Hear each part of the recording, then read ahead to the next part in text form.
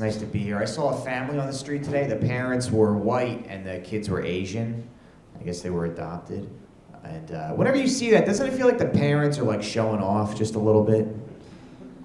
Like they're just like, white baby, nobody's gonna know that we're heroes.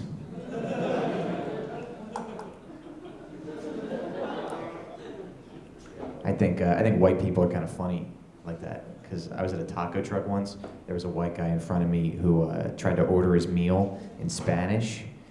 And then midway through his order, just realized that he couldn't speak Spanish. He was like, hola, hola, tres pollo tacos, por favor, y un carnitas burrito. Now I have a severe dairy allergy. Can you make sure that no cheese or sour cream touches my plate, okay? That's very important, because I'll swell up and die, sir, all right? Do you understand?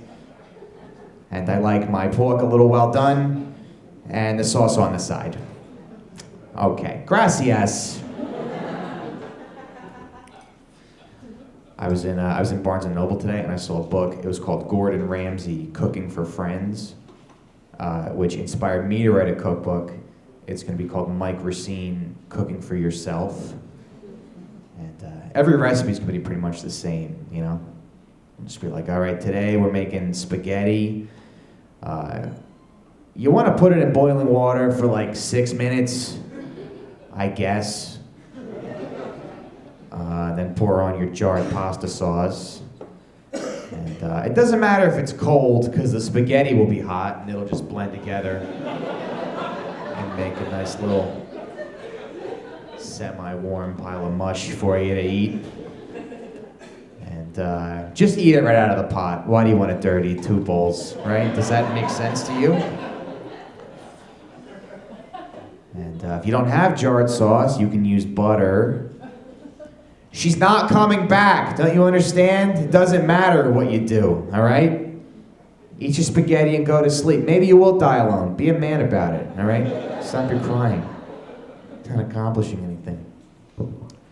I did just start dating somebody recently, and I thought about taking her on a hot air balloon ride, but then I looked at prices, $3,000 per person. Yeah, but then it said that if there were 2 people, it was only $5,000. Yeah, is somebody riding the hot air balloon by themselves? Just like the richest, loneliest man in the world. Comes in every day, he's like, 1 please. Here's $3,000. And they're like, oh hey there, Mr. Higgins. Nice to see you. And he's like, yes, don't talk to me. Just want to be alone with my thoughts up here. They're like, okay, you get a little price break if you bring somebody. I have no one. Drive the balloon, leave me alone. She's, my girlfriend's pretty cool, but she does a lot better than I do financially, which is tough, because you can't do nice things for a rich person when you don't have any money, you know what I mean? Like, I'll just be like, sweetheart, I made breakfast. It's muffins I stole from work.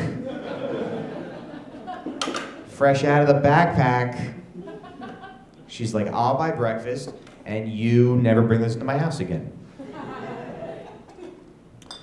I have a day job right now. I work at a restaurant part-time, and it was kind of weird, because when they hired me, my manager, he goes, yeah, it's my firm belief any monkey can do this job, but we hire you because of your personality.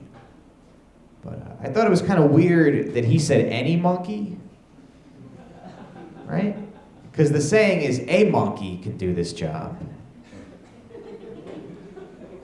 I was like, what, do you think different monkeys can do different jobs? He's like, yeah, this job's pretty easy. Any monkey could do it. Before this, I worked at Applebee's. Most monkeys, I would say, are capable of a job like that. Might be a little difficult for like a lemur or a spider monkey, you know, because they're very tiny monkeys. We kept our forks very high off the ground. Now, I have a sister, she's an air traffic controller, not for monkeys. you see a monkey telling planes where to land, you call 911 immediately, all right? Because people's lives are in danger. I'm a smoker too. It's tough to work at a restaurant and not smoke. And I want to know why there isn't a cigarette magazine, right? Because marijuana has 2 magazines, beer and wine magazines, right? There's a cigar aficionado, but you never meet a cigarette aficionado? Just some guy like, oh yeah, this one right here, one of my favorite cigarettes. It is a Newport. And it has little pieces of glass in it that cut up your lungs and allow more nicotine to flow through your body. And I find this goes very well with malt liquor and getting fired from the post office.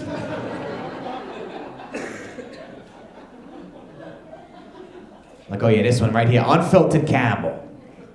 Yeah, lost a lot of friends to this cigarette. And if you are looking for something to pair it with, might I recommend your daughter not returning your phone calls.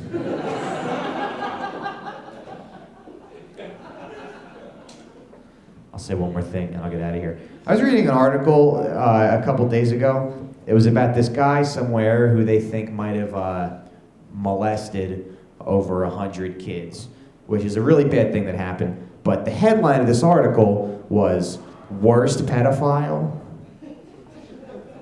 Yeah, right? Not really. Kind of sounds like the best pedophile.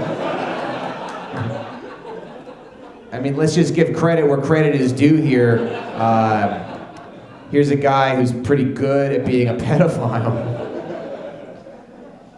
Because doesn't worst pedophile sound like a guy who, like, you know, can never get his van to start? Right? Like buys the wrong kind of candy. Like he just comes to the playground with like black licorice and circus peanuts. And he's like, hey, huh? What? I thought everyone liked Necco wafers. What is this? Or maybe he doesn't even have candy. Maybe he's got like banana chips and raisins and WNBA cards.